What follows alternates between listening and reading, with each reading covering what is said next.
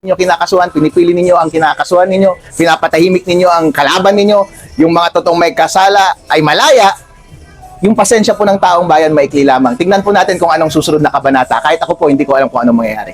Yun po, Torres, may isang pare na nagsabi na hindi na raw mauulit ang ganong EDSA 1 at EDSA 2. Anong masasabi niyo? Ay, hindi naman, siya ba si Madam Auring? Hindi ko alam, kahit ako, hindi ko alam kung anong mangyayari eh. Correct. Attorney, last question na lang po. Attend po ba kayo sa ating assembly sa Davao po? Kailan? Sa PDP sa 25? Sa 25? Yes po. Kailan yan? July 25? 25 po. Oh, wow. Alright. Sige, invite me, boy. I'd like to be there. Thank you. Attorney, ano pong masasabi natin sa nangyari po sa rally sa EDSA na ganun po kadami ang mga kapatirang Iglesia ni Cristo ang dumating at maliban doon marami pang grupo ang sumuporta. Hindi lang po Iglesia ni Cristo ang mga pumunta doon. Pumunta po ako doon. Yes, Lahat right. po ng mga leading commentators dito sa ating politics ngayon nandoon. Nandun si Senator Amy, nandun sila Robin Padilla, nandun si Leon Lepiste, nandun si Kiko Barsaga. At marami pong taong bayan na pumunta doon. At maganda po yung mensahe ng Iglesia ni Cristo na we are one. Dahil sa totoo lang po, reflective po yan ng sentimiento ng taong bayan ngayon na nagkakaisa na po ang damdamin ng bawat Pilipino na ayaw na nila ang korupsyon, gusto nilang ilabas ang lahat ng katotohanan, gusto nilang mapanagot at ikulong yung mga dapat mapanagot. Kaso nga lang, ang nakakasama ng loob ay yung ipinapangulong nila ay yung leader pa natin na siyang nag-iimbestiga laban sa korupsyon. Yun po ay hindi tama. So, attorney, ang sabi ng administrasyon kahit gaano pa daw kadami ang nagrally sa EDSA, sa Liwasan, kahit gaano pa daw kadami ang mga taong pumunta, tuloy pa rin daw po ang kaso ni Senator Rodante Marcoleta. Ano pong masasabi natin doon? Mali po yung kaso na iyon. Dahil kapag magsasampa ka po ng kaso, dapat may merit yung kaso. Pero mali po yung kaso nila.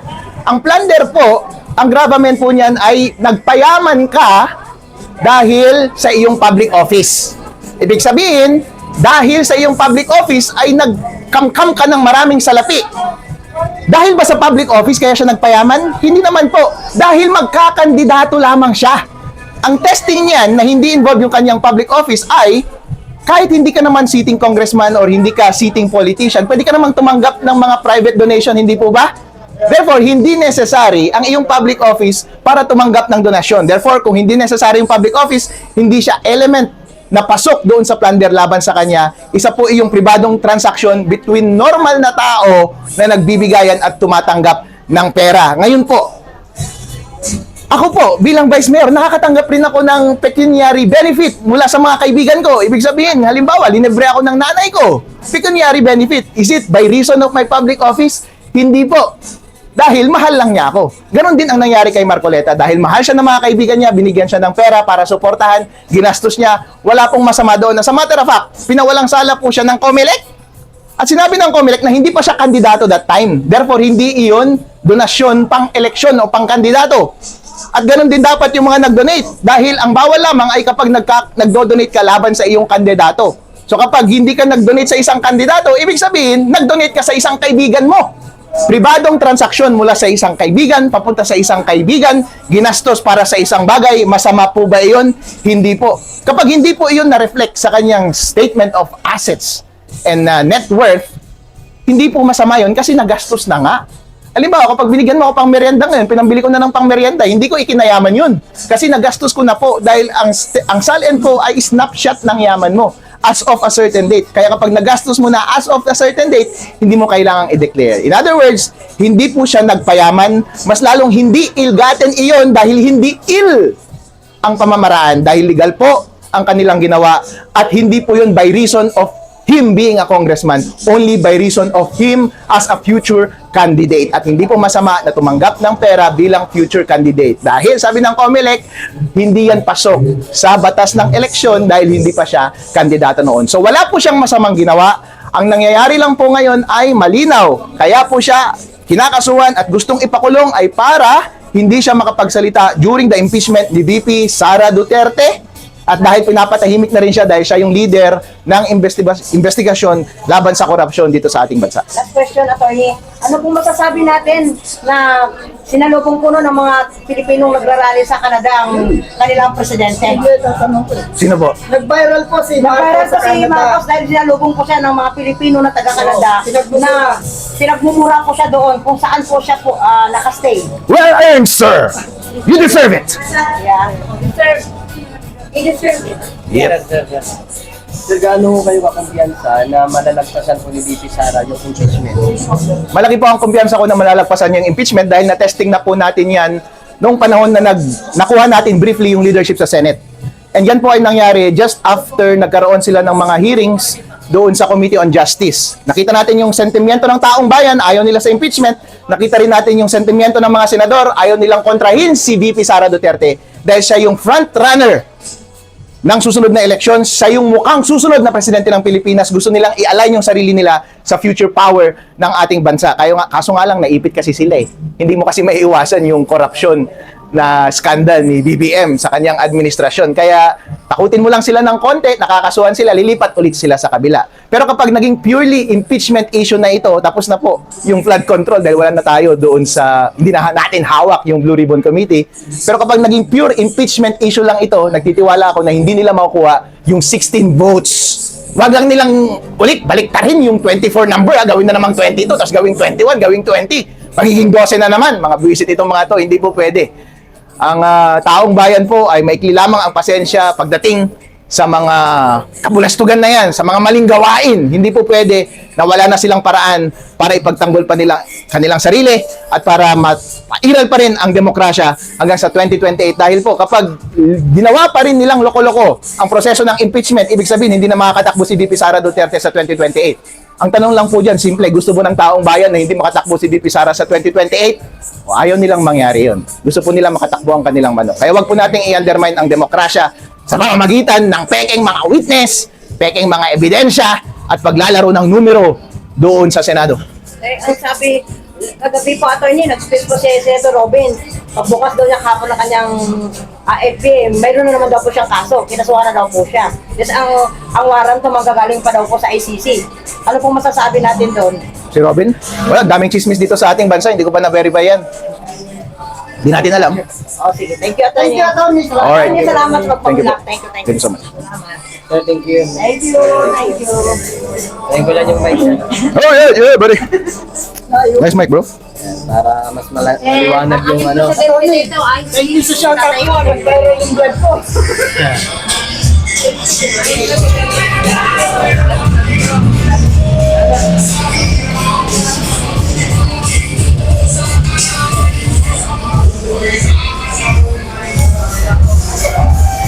Nandito tayo mga kababayan sa Muntinlupa sa ngayon.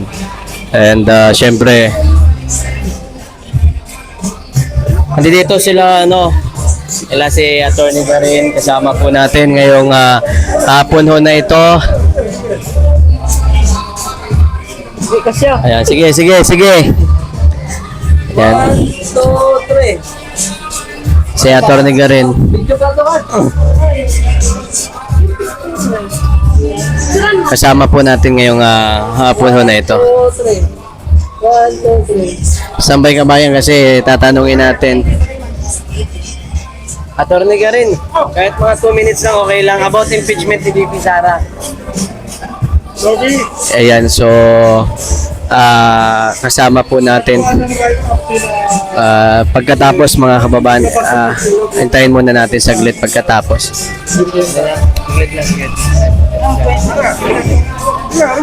Sige, Attorney. Ilagay ko lang Attorney para maliwanag yung boses. Mata. Yes po. Tropang Bisaya po sa Facebook natin, sa YouTube. Ikaw, di ba? Oh, sige. Ika pa, Attorney.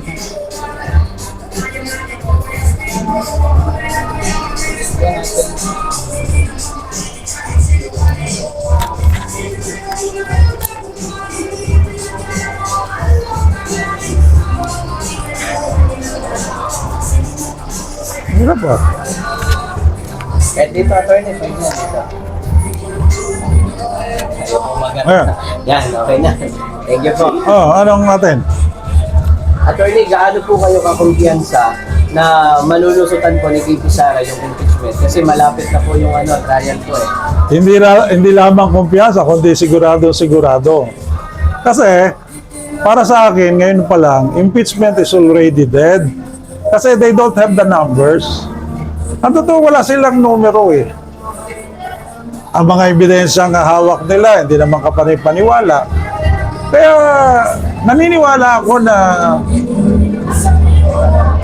talo na yan. Sabi ko nga, talo na yan, impeachment na yan. At hindi nila magagawang makonvict si VP Sara. Unang-una, yan naman kanilang impeachment na yan is just to eliminate VP Sara sa darating na election sa 2028.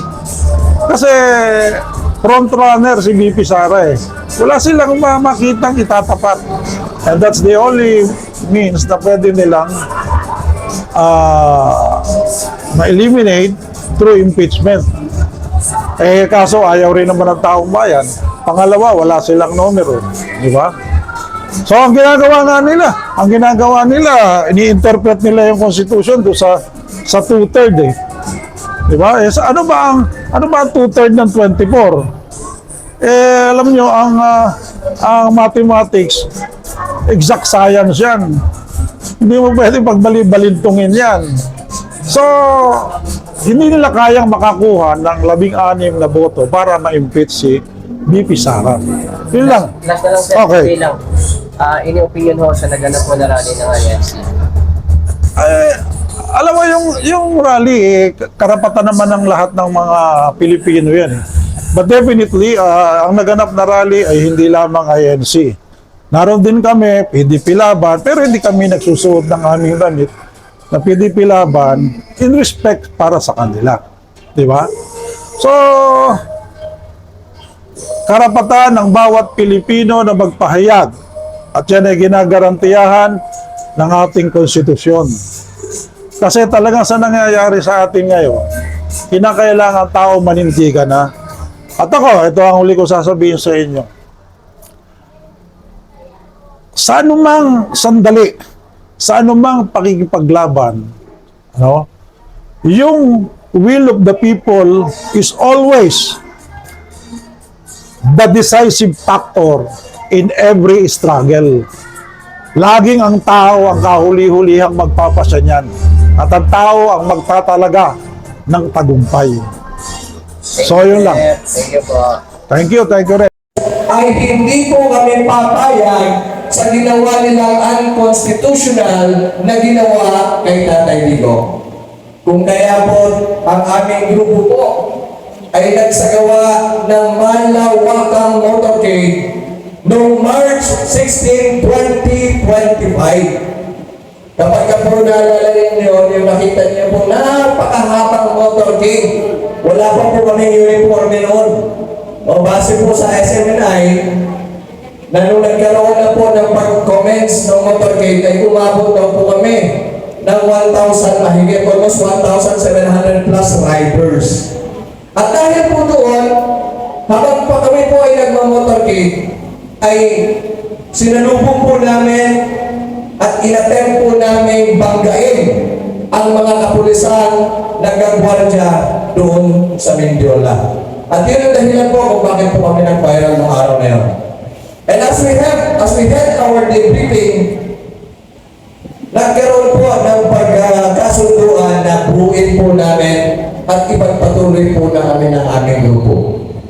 At dahil po doon, March 16, 2025, the first white motorcade po na ginanap sa Kaminilaan sa NCR, simula po noong araw na yon, ang aming DRS family ay hindi po tumitigil sa pag-iingay sa kalsada bawat meron po tayong nakikita na unconstitutional na ginawa ng ating gobyerno. Kagaya nga po sinasabi ng ating iniidolong Atty. Respicio kanina na hindi po sila din papayag na mayroon po silang makita ang mga unconstitutional Constitutional, gaya ng sa COMELEC, ay hindi po papayag po sila na manahimik lamang. Kung kaya po sila Atty. Respicio ay nag-ingay. At sa kanilang pag-ingay, kami naman po ay parang mga, ano ba ang tawag dito sa Tagalog? Langgam. Tama ba yun? Langgam. Kasi sa Bisaya kasi langgam sa amin, lumilipad eh. Dito gumagapang sa may lupa, tama mo ba? No? Kami naman po nung napakinggan namin, si Atty. Respicio ay kami po yung mga gumagapang sa lupa na siyang langgam, no? Na siyang pumupunta doon sa mga taong nagpapatupad ng paglabag sa batas ng Pilipinas. Kung kaya, nung nalaman namin na ito pala ay merong gagapay na hindi magandang gawain at hindi magandang procedure on electoral processes, kami po bilang DRS family ay tumungo sa COMELEC, nag-ingay, nag-rally sa harap upang manawagan na si George Garcia ay bumaba sa kanyang pwesto.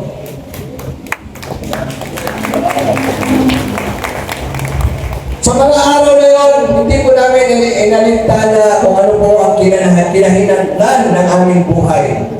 Dahil ang mahalaga po namin, ang mahalaga po sa amin, ay suportahan ang mga iniidolo namin mga politiko na sumusulong tungo doon sa katotohanan, tungo doon sa pagiging righteous, tungo sa pagiging just. Dahil po ang bawat mamayang Pilipino ay karapat-dapat lamang ituring at irespeto ang bawat mamamayang Pilipino. At hindi lang po tayo tumigil doon. Noong umurgong po ang isiniwala ng ating presidente si BBM tungkol sa flood control. From day one po, doon po kami natutulog sa House of Representatives. Hindi na po umuwi ang iilan sa aming mga DRS family. Doon po kami natutulog sa House of Representatives.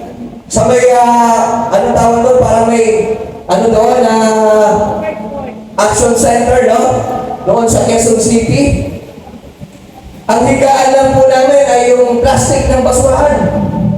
Dahil po, simula nung nanawagan kami kay Martin Romualdez na bumaba, ay hindi na po namin siya inuwian. Hindi na po namin itinigil at hindi na po namin pinantanan. Ang plano po sana namin ay 3 araw. Pero sa pangalawang araw pa lamang po, ay tila yata bumaba na kaagad si Martin Romualdez. Bakit po? Kasi ang bawat sasakyan na pumapasok sa loob ng House of Representatives ay kami po bilang DRS ay hindi po natatakot sa kanila na harangin ang bawat sasakyan pumapasok sa loob upang iparating lamang kay Martin Romualdez na hindi namin gusto ang kanyang mga pinagagawa sa mga iskandalo na kanilang ipinagkalat. Isa po sa dahilan ng 2 araw, nagkaroon ng kaguluhan sa loob. Dahil po yung aming hinaharang ay hindi po pala kasama doon sa mga flood control. Ngunit po ang lahat na pumapasok ay naaapektuhan. Kung kaya nabawasan siguro yung kapal ng mukha ni Martin at bumaba siya ng pangalawang araw ng aming pananawagan.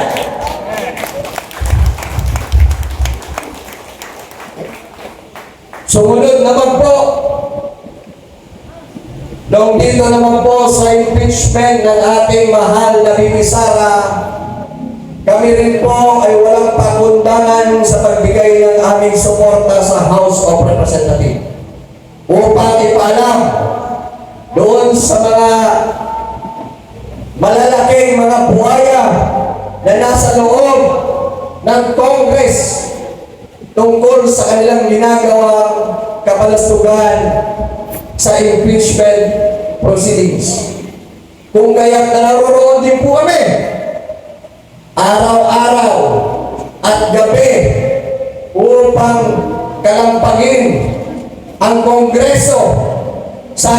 walang lantaran na panloloko at panggagago sa kaban ng bayan. Kung kaya po, kami po bilang Dears Family ay nagsagawa po ng malawakang rally din po doon sa harap. At sa aming pagrarally, pagtatapos ng aming rally, napalitaan po namin na si Batipag, kilala niyo si Batipag, yung nag-viral na asong pag, no? Binalitaan kami nung kahaponan na naroon daw po ang mga personalidad ng NBI sa Senado. At gusto daw po nilang hulihin si Senator Bato.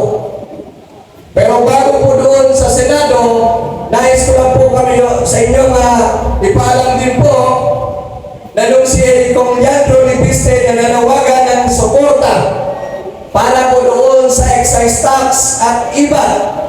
Dahil itong mga to ay isa din pong nagpapahirap sa ating lahat. Lalong-lalo na yung excise tax. Biruin niyo po, sa bawat mga bilihin natin, lalo na po sa gasolina, lahat naman po siguro tayo ay kahit kami po, may mga motor, may mga sasakyan, no? Ang ating pong gasolina ay nilalagyan po yung gas kunwari ng karagdagang tax na 10 piso.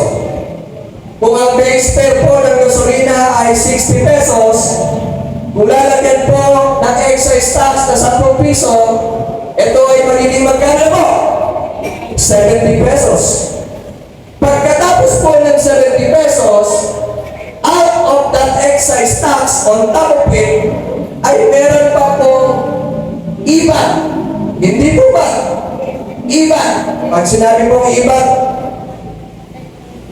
expanded value added tax. Pag sinabing expanded, may karagdagang interest o may karagdagang tax. Maliban dun sa regular na 10% ay nagiging 12%. So imagine niyo, yung gasolina, ilagyan ng excise tax, out on top of it, na mayroong patong na 10 piso, ay lalagyan pa ng additional 12% tax out of that 70 pesos. Ganun po yung ating tax na nangyayari. Pero hindi po namamalayan ng ating karamihang mamamayang Pilipino. Wala po sanang problema sa mga excise tax o karagdagang ibat na pinapataw sa mamamayang Pilipino. Dahil ito po ay pinangunguluhan dati ni Pangulong Duterte sa pamamagitan ng train law. Ngunit ang purpose po noon ay dahil po sa Build Project. At nakita naman po natin na marami at malaki ang nagawa ng Build Project. Tama mo ba? Agree mo ba tayo doon? Sobrang dami. Yung iba nga po, sa sobrang dami, hindi na natapos yung iba. No, nagpapatuloy.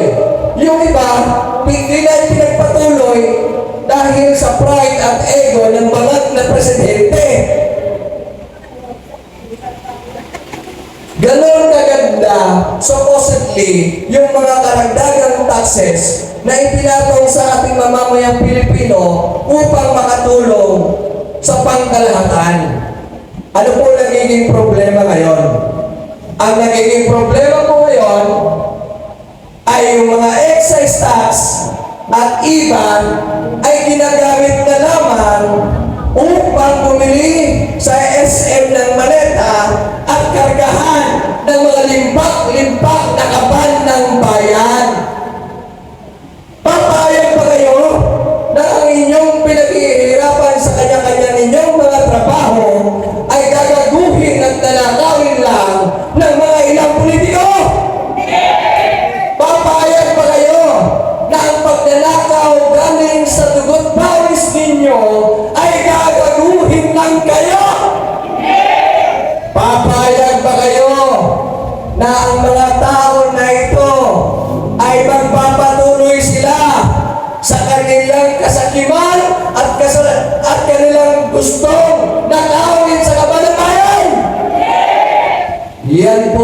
dahilan kung bakit ang aming DRS family, kahit pagod na kami, kahit wala kaming pera, kahit wala kaming mga trabaho, kahit nagkahiwalayan na ang iba sa amin, yung iba mag-asawa nagkahiwalayan na, yung magkasyota nag-break na, hindi pa rin kami nagpapatinag sa aming ginagawa dahil ang alam namin, ang aming ginagawa ay hindi para sa pansarili, kundi para sa ating lahat.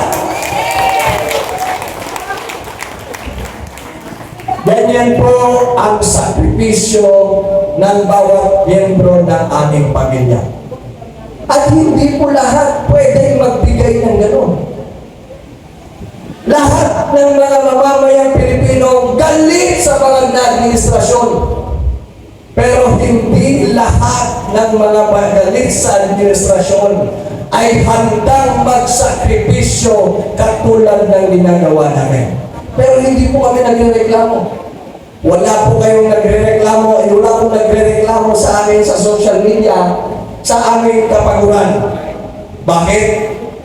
Kasi alam namin sa aming puso't isipan, ang aming pinaglalaban ay hindi galing sa personal na interes, ay hindi galing sa personal na ambisyon, ay hindi galing sa kung alin man dyan, kung hindi galing sa kaituturan ng aming puso't isipan na hindi na kami papayag sa paggagago at mga abuso ng bangat na presidente ito. Alam niyo mga kaibigan, ang movement na nangyayari dito sa ating lipunan ay napakahalaga.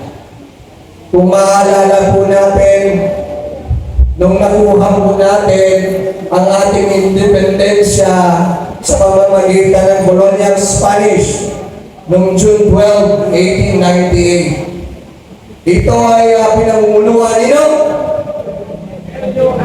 Emilio Aguinaldo. No? At ito ay nagkaroon ng seremonya doon sa may Kawit.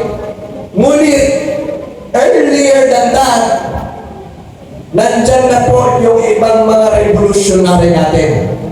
Bago pa si Emilio Aguinaldo, nandun na po sila Antonio Luna. Nandun na din po si Jose Rizal, na ang pinaglalaban niya sa pamamagitan ng kasulatan. Nandun na din po si KKK. Sino po? Andres Bonifacio, nakipaglaban, nakipagdagmaan, namuno sa isang revolutionaryong movement. And ultimately, tumayo si Emilio Aguinaldo para pagkuha ng ating demokrasya at freedom upang may balik sa atin ang ating sariling bansa. Bakit po natin sinasabi ito? Sinasabi po natin ito hindi lamang para ma-remind tayo sa history nangyari sa ating bansa. Sinasabi natin ito dahil gusto natin paalalahanan ang bawat isang naririto at ang mga nanonood sa ating social media na ang movement na nangyayari sa ating lipunan ay hindi po pwede nating paliwalain. Hindi din po natin pwede gawing simple or sabihin natin isang tabi. Kasi kung ating babalikan ang ating demokrasyang kinakamtan natin ngayon, yung freedom natin na meron tayo ngayon, ito lamang ang produkto at resulta ng mga taong noong unang panahon nandyan sa lansangan lumalaban sa mapang-aping kolonyal ng ating bansa.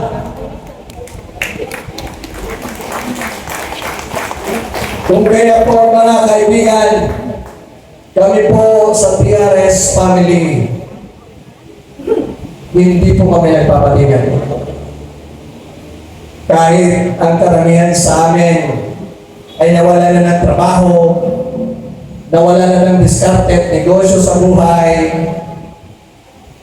nandun pa rin kami sa aming pinaglalaban. Bakit? Kasi mas pinapahalagahan namin ang pwede namin ibigay sa sambayan ng Pilipino kaysa makuha namin sa aming sarili yung aming pangangailangan.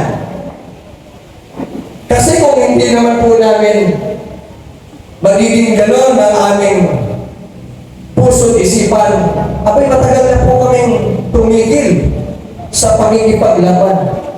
Imagine po ninyo, March 16, 2025, when we started the motorcade at pag-iingay sa kalsada, ever since from that day on, hindi po kami tumitigil sa pagrarally.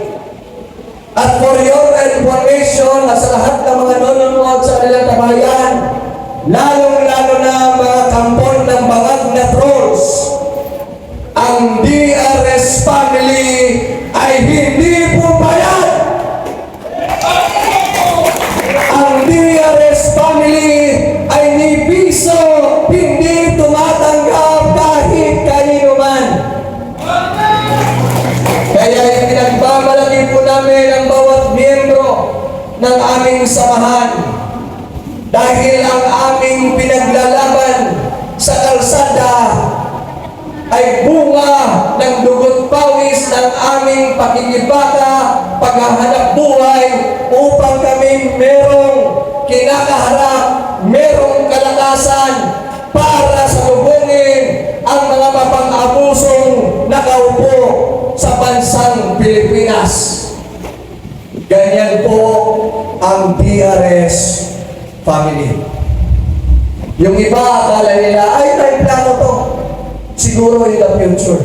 Ngayon pa lang po, sabihin ko po sa inyo, wala ni isa sa amin na pumasok sa aming kaisipan ng maging parte o pagtakbo sa kahit anong posisyon sa politiko.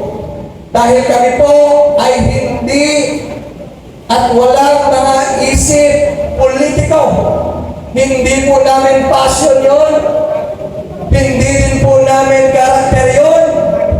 At lalong-lalo na wala din po sa mga erensya ba sa Tagalog tawag mo? Yung naano mo sa mga magulang mo? Lahi. Na ba? Wala rin sa aming lahi na politiko.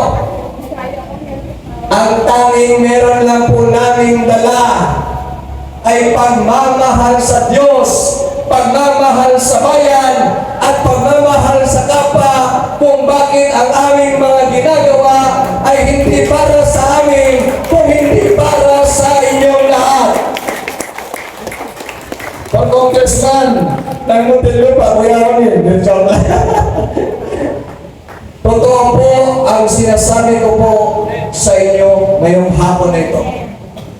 Bakit ko nga ba isinishare yung aming mga karanasan sa lansangan?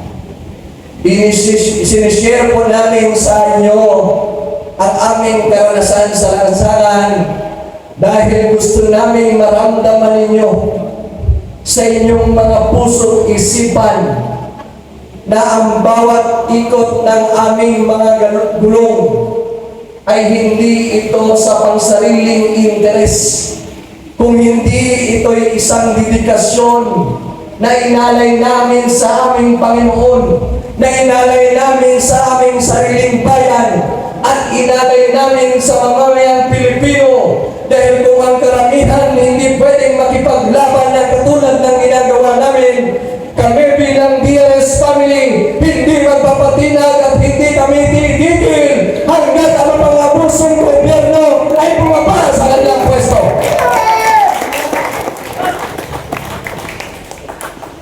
Kaya po, doon po sa Senado, nung sinabihan po kami na kasalukuyan po mga NBI ay naroon daw po sa Senado. And apparently, sabi ko, gusto daw po nilang hulihin si Senator Bato. At alam din po namin ng aming grupo na hindi lang si Senator Bato ang gusto nilang hulihin. Isusunod daw po nila si Bongo. Isusunod daw po nila yung iba pang mga senador.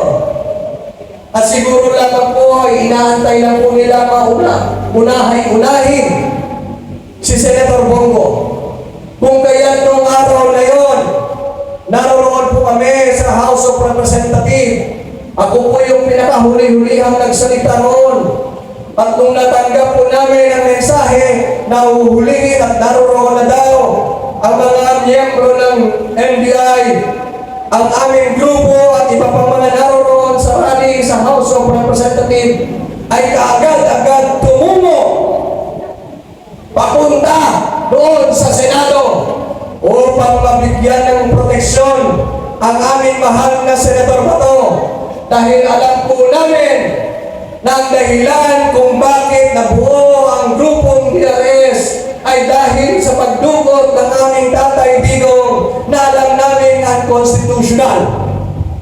Kung kaya't hindi po kami papayag na uulitin at gagaguhin muli nila ang taong bayan sa pamamagitan ng pag-aabuso at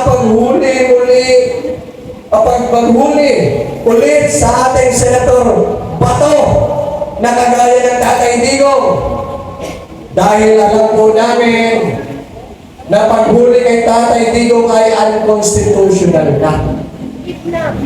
Kung kaya po, kami po ang unang nakarating doon at rumespak at nagbigay ng proteksyon. Kasama po namin yung mga ibang vlogger ng DDS. At simula noon, na pumunta kami ng hapon na yan, hindi na din po kami umuwi. Mahigit isang buwan po kami nasa Senado. Doon po kami natutulog. At kami po bilang lumalaban ay nagpapasalamat sa ibang mga kilalang mga personalidad na tumungo doon upang magbigay ng kanilang emotional support sa amin mga nasa ground na lumalaban. Lalong-lalo na sa aming kasama na konsehal sa Quezon City na kung tawagin namin na si Tatay Rani Lodovica. Ang tatay ng mamayang Pilipino na siyang walang takot din na kasama namin sa pakikibaka na nawagan upang protektahan ang institusyon ng Senado. At alam naman po natin kung ano po ang nangyayari doon. Isang pangbabastos, paghimasok sa isang second highest institution ng our government system, ay pati ba naman yun inaabuso ng mga walang hiyang ito.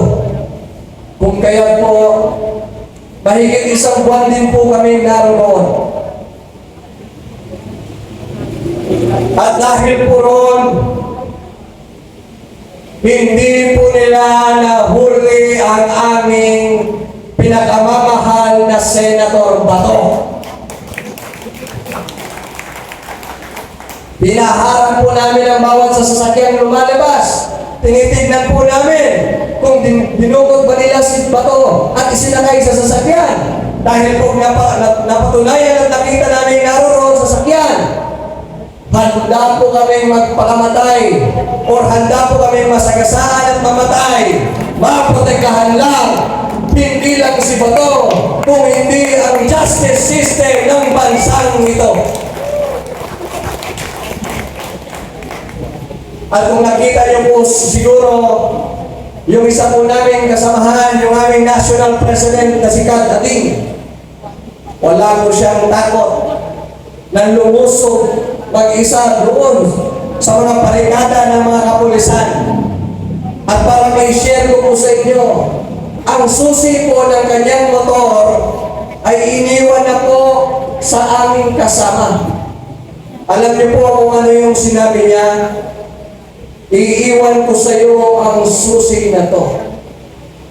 dahil hindi ako papayag na ang ginawa kay Tatay Digong ay gagawin nila kay Bato.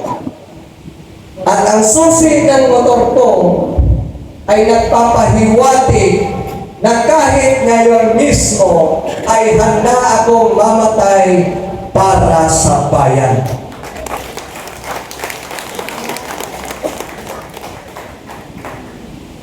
Napaiyak po ako doon bilang kanilang founder at national chairman. Bakit? Hindi ko naman sila sinabihan na dapat ganito kayo, ganito at dapat yung gawin. Wala po. Bakit po ako napaiyak? Dahil kagaya ko ng nararamdaman. Nararamdaman ko sa aking sarili na hindi pala ako nag-iisa. Yung aking kagustuhan na ipaglaban ng aking bayan, marami pa pala akong kasama. At naniniwala ako, hindi nyo lang makikita ito sa mga DRS family. Naniniwala ako, marami pang nandyan na mga kababayan natin na handa pang lumabas upang ipaglaban at maging katulad namin. Kung kaya't mga kababayan, yan ang dahilan kung bakit ibinabahagi ko sa inyo ang aming karanasan. Upang yung mga naririto at mga nanonood sa ating mga telebisyon at sa social media platform, upang magising ang pagiging nasyonalismo natin, upang magising ang lahat na Pilipino na mayroong magkaroon ng pagmamahal sa bayan, dahil ang pagmamahal sa bayan ay pagmamahal sa Diyos. Ang pagmamahal sa Diyos ay pagmamahal sa kapwa.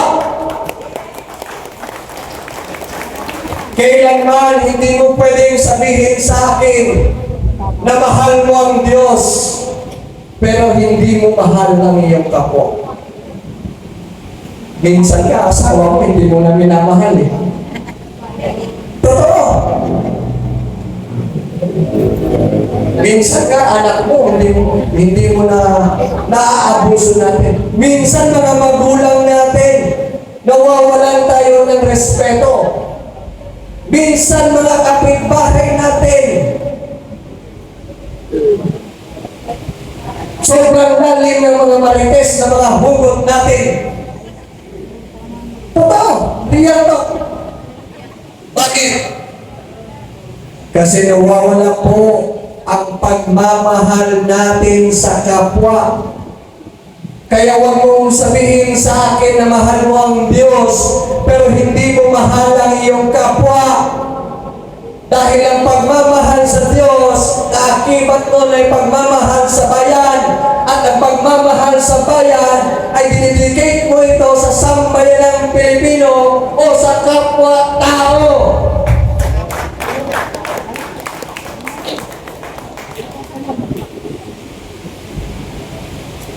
Kung kaya huwag po natin ipagmayabang na tayo ay mananampalataya, pero todo naman tayo sa pakikisira o pakikiwalang pakialam sa nangyayari sa ating bayan. Alam niyo ba mga kapatid?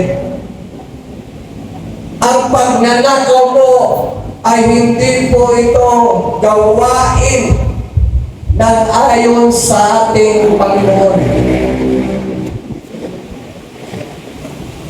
Thou shalt not. Yung iba, thou shalt not steal when someone sees.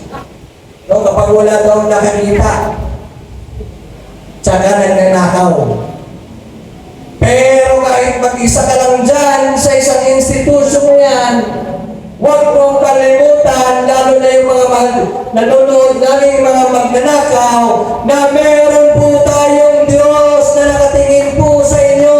Maaari pong makalusot kayo sa mamamayang ito, pero sa mata ng Diyos, hindi po kayo makakalusot. Kaya ang gawain po nito ay gawain po ng demonyo. gawain po ng mga anghel ng demonyo. Gusto ba natin maging parte ng anghel ng demonyo?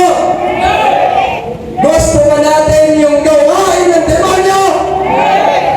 Yan po ang dahilan kung bakit kami ay handang magbuwis ng buhay, kalabanin lamang ang mga demonyo na sa paligid ng mundong ibabaw.